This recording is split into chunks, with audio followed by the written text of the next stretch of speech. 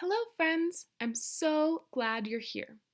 We've been talking about what it means to be a kind leader and mentor, and why it's so important to be one. So, who gets to be a kind leader and mentor at Har Shalom? You're right!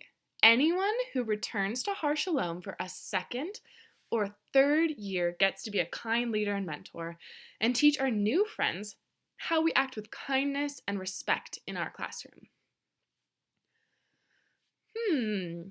So I said anyone who returns for a second or third year. Does that mean some friends have already been practicing being a kind leader and mentor? Yes! And if you are one of those friends who's returning to Har Shalom for a third year, you are already an expert in showing kindness and teaching new friends how to do things. Pause the video and take a moment to tell a grown-up or friend something that you are an expert at in our classroom.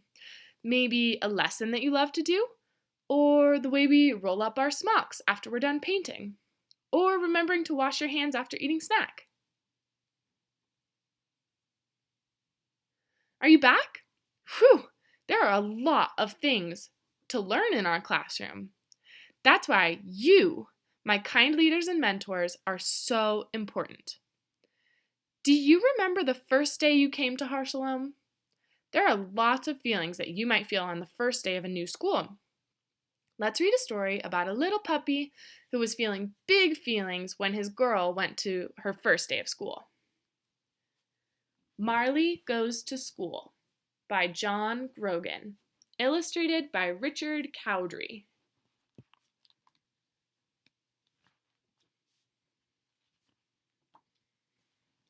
It was the first day of school, and Cassie laid out her back-to-school supplies. Pencils, check.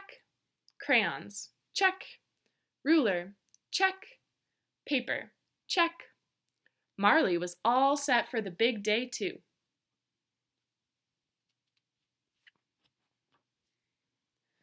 By the front door, he laid out his supplies. Chew bone, arf. Squeaky toy, woof. Liver treats, ruff. Favorite blanket, ah woo. Baby Louie crawled around the corner. Waddy go to school too, he exclaimed. Mommy looked at Marley thumping his tail by the front door. I don't think so, big guy, she said. I definitely don't think so, added Daddy. You silly dog, Cassie said, patting Marley on his big blocky head. School's for kids, not dogs.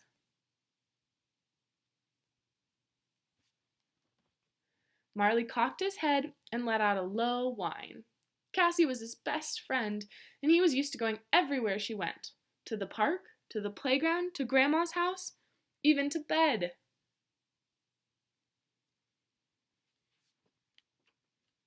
Grab your backpack, Mommy called out. We don't want to be late. Arf, arf, Marley said, grabbing his leash in his teeth and hopping up on his hind legs and dancing by the door. Arf, arf yourself, Mommy said. You're going in the backyard where we can't get into trouble. Good idea, said Daddy, and the whole family set off to walk Cassie to school.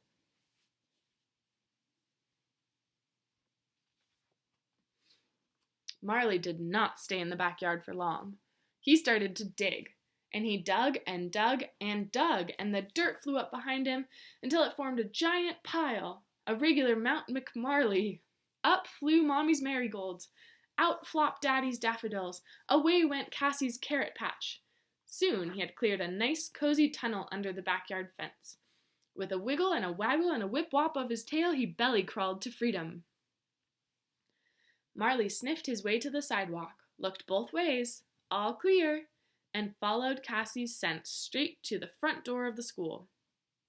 The front door was propped open. They're expecting me, Marley thought, and he walked right in. Down the hallway he trotted, stopping in each classroom in search of his beloved Cassie.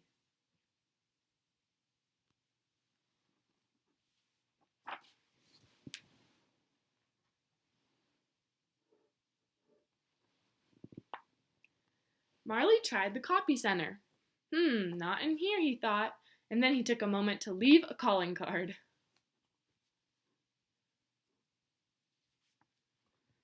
He tried the cafeteria. where the cooks were busy making lunch.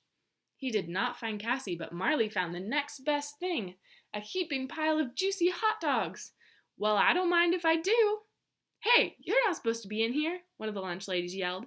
Shoo, go home. Burp, answered Marley.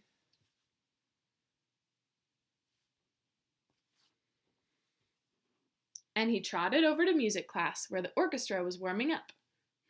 She's not here either, thought Marley, and then he joined the band for a song.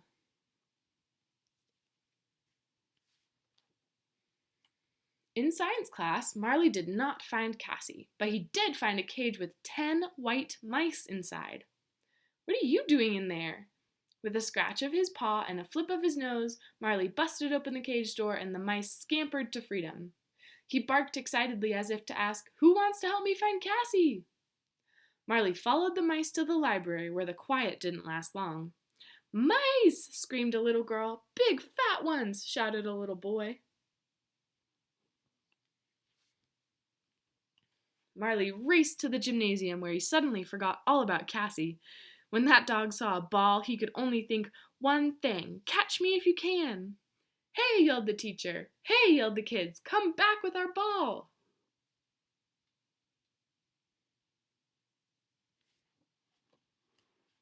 But Marley did not come back. He streaked down the hall, skidded around the corner, did a somersault, and slid right into Mrs. Weatherby's math class.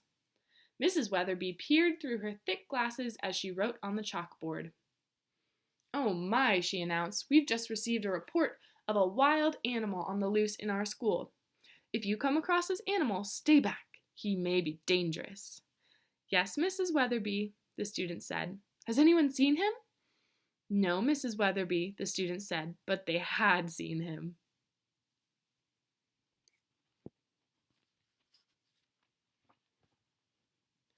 And helped make sure that Mrs. Weatherby would not. When the bell rang, Marley's ears perked up. Outside, he heard the happy shrieks of children playing. There was no sound Marley loved more than the sound of children at play. He headed toward it.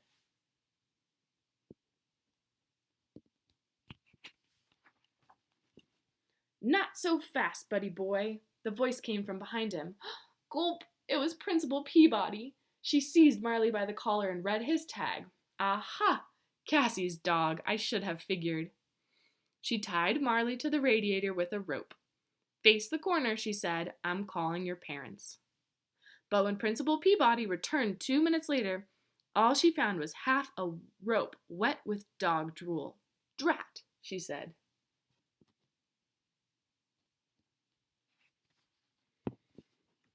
"There he goes!" shouted Vice Principal Tanner. "He's heading to the playground. I'll head him off," cried the gym teacher. "I'm on his tail," declared Mrs. Weatherby, shaking her fists. "Tackle him!" screamed the lunch ladies. The grown-ups chased Marley across the playground. They chased him through the tunnel and over the tires and under the hoops. They chased him up the jungle gym and down the slide. They chased him past the swing set and around the teeter-totter.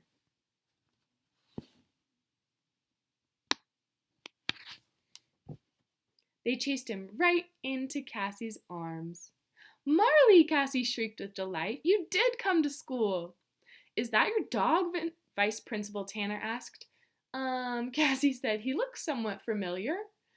"There you are!" Mommy and Daddy yelled. "Bad dog, Marley." "Ba, boo, boo, waddy," Baby Louie said. "Now, now," said Principal Peabody. "All's well that ends well." And Marley was so happy he jumped in the air and gave the principal a big fat sloppy kiss right on the lips. Teacher's pet. The end. See you later, friends.